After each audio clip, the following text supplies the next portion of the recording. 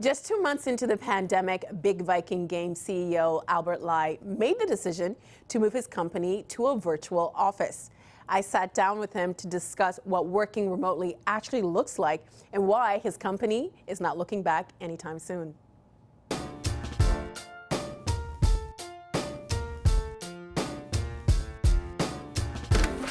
How's it going? Welcome. Thank you so much for having us. Come on in. At the beginning of the pandemic, your employees were working from home, and then your company decided to go strictly remotely 2 months in. Why did you make that decision? As even as a small company, we're almost 100 people, and we started off life with one office. Then we had two offices. Before the pandemic, we had an equal distribution of people between the two offices. As we've thought about what constrained our business, it was ultimately the scarcity of talent. There's an infinite number of benefits to me to being able to move to the cloud, so to speak, and be agnostic to location. A lot of companies kind of have this idea, or maybe like this, it's just ingrained in how things have been done for a very long time, so it just becomes the norm, where if you want to work for us, you have to come to where we are. Before COVID, we invested an enormous amount of time and effort to curate a fantastic work environment. I wanted the workspace to be really special because I spent, more waking hours at the office than I did at home. One of the things we're really proud of is we had a very, very strong in-office culture. It's really amazing when you think about COVID as this catalytic event that really radically moved forward, accelerated the digitization of life.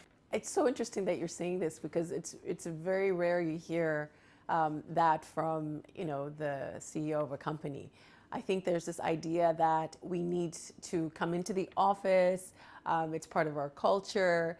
It profoundly changed the way that I've thought about work and space, and I feel quite resentful for not having seen this earlier, which was having this dogmatic belief that even in this day and age where we have access to such amazing connectivity and technology, that somehow for so many years I've unnecessarily inflicted so much agony and pain and wasted energy and time on my team for forcing them to travel, anywhere between half an hour to multiple hours a day to do what?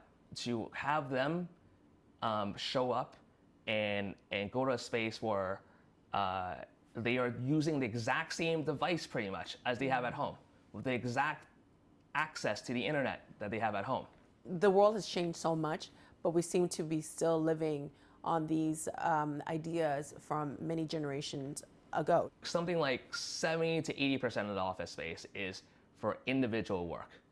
And the only time you really, you're using the office in a way that you can't do at home is when you're collaborating, when you're actually in person, in a meeting, collaborating with each other. Why are we forcing people to make this trade-off of paying a lot to be close to work or having to commute a lot? So now you don't have like an office for any employees to go in. What's been the reaction from the people that work for you? It's not hard to see how much happier somebody can be if they are either now no longer having to commute. That allows them to do better than their best work. Simply, they are just happier because they've got a more flexible schedule, because what this new remote work environment forces us to do is to focus on what actually matters. Which is the work, yeah. The output. Yeah. It's shocking to me how well we've done as a society in adapting to remote work, actually. And I really hope that we don't go back to the dogmatic belief of having a physical office space that we all need to go to work on our digital sewing machines, that we don't fall back to the industrial era way of thinking about the world, that it was done this way and has to be this way going forward, that you can in fact trust the people that you work with to do their work.